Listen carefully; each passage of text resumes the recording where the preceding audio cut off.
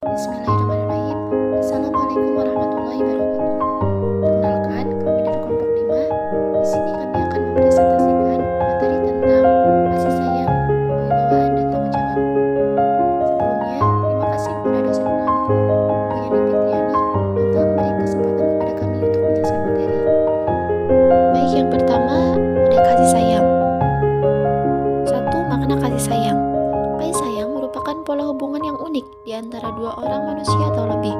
Pola hubungan ini ditandai oleh adanya perasaan sayang, saling mengasihi, saling mencintai, saling memperhatikan, dan saling memberi. Dengan demikian, kasih sayang dapat dikatakan merupakan suatu penyerahan diri secara total dari pendidik atau orang dewasa tanpa pamrih kepada anak didik dengan tujuan untuk mencapai tujuan pendidikan, yaitu kedewasaan. Kemudian, ada kasih sayang yang berlebihan dan hidup tanpa kasih sayang. Yang pertama, kasih sayang yang berlebihan. Kasih sayang yang berlebihan dapat menimbulkan dampak negatif diantaranya. 1. Akan tumbuh sikap yang ingin selalu diperlakukan secara istimewa. Orang seperti itu akan mudah putus asa kalau keinginannya tidak ada yang memperhatikan dan tidak memperoleh simpati dari orang lain. Yang kedua, anak yang selalu dimanja dapat mengalami masalah dalam kehidupan rumah tangganya di kemudian hari. Mungkin ia akan meminta dilayani istrinya secara sempurna. Mungkin yang lebih tidak baik lagi, ia suka memperlakukan istrinya seperti pembantu yang harus tunduk pada perintahnya.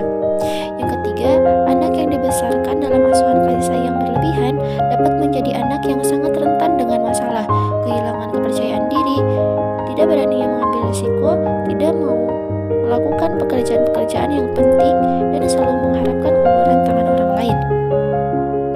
Yang keempat, anak tidak mau mengembangkan diri karena merasa cukup dengan apa yang diterimanya. Orang tuanya telah memenuhi segala keinginannya, pujian dan segalanya menjadi gambaran semu dirinya. Si anak jadi kehilangan kenyataan tentang dirinya. Yang terakhir, anak yang selalu dimanjakan dengan segala kesenangan dan segala keinginannya selalu dipenuhi oleh orang tuanya. Kalau sudah besar, mungkin akan tumbuh menjadi manusia yang sombong, suka memaksakan kehendak. Kemudian, hidup tanpa kasih sayang. Jadi, anak yang hidup tanpa kasih sayang orang tuanya pada masa yang akan datang, setelah ia dewasa akan menampakkan kebenciannya terhadap masyarakat sekitarnya dan menunjukkan ketidakpeduliannya terhadap orang lain. Ia tidak menunjukkan jiwa tolong-menolong dan belas kasih sayang terhadap masyarakat sekitarnya, sehingga ia menjadi manusia yang tidak berperasaan. Kasih sayang di sekolah. Guru sebagai pembimbing. Dengan kasih sayang yang diberikan oleh guru, anak akan mendapatkan bimbingan untuk menjalani kehidupan, baik yang dijalani saat ini maupun di masa yang akan datang. Guru pembentuk kepribadian. Pembentukan kepribadian anak di sekolah merupakan hal yang tidak mudah, sulit kiranya dilakukan tanpa kasih sayang. Guru sebagai tempat perlindungan. Di sekolah, anak meminta perlindungan terhadap gurunya.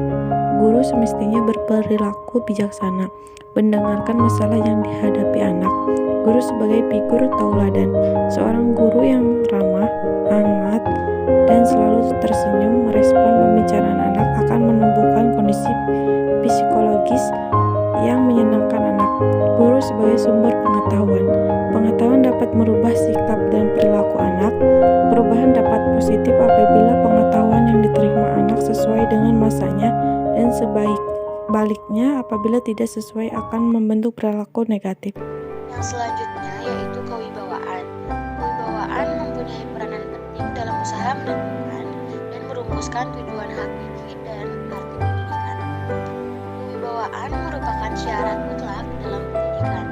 Artinya, jika tidak ada kewibawaan, maka pendidikan itu tidak akan terjadi. Sebab, dengan adanya kewibawaan, segala bentuk bimbingan yang diberikan oleh pendidik akan dilakukan secara sukarela oleh anak. Menurut Undang-Undang Senat tahun 1980 mengatakan bahwa pendidikan itu baru dimulai apabila anak sudah mengakui kewibawaan orang tua atau penduduk miliknya dan anak dapat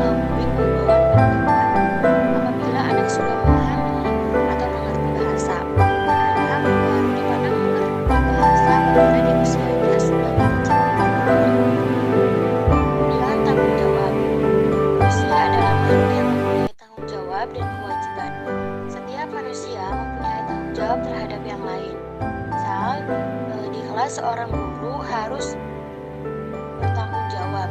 Seorang guru ini harus bertanggung jawab terhadap tugasnya sebagai guru, yaitu mendidik dan mengajar anak-anak yang telah dipercayakan orang tuanya kepada seorang guru tersebut. Tanggung jawab dalam pendidikan. Di sekolah, guru merupakan pendidik yang paling bertanggung jawab dalam membimbing anak didik untuk mencapai tujuan pendidikan. Tanggung jawab terhadap kerabat.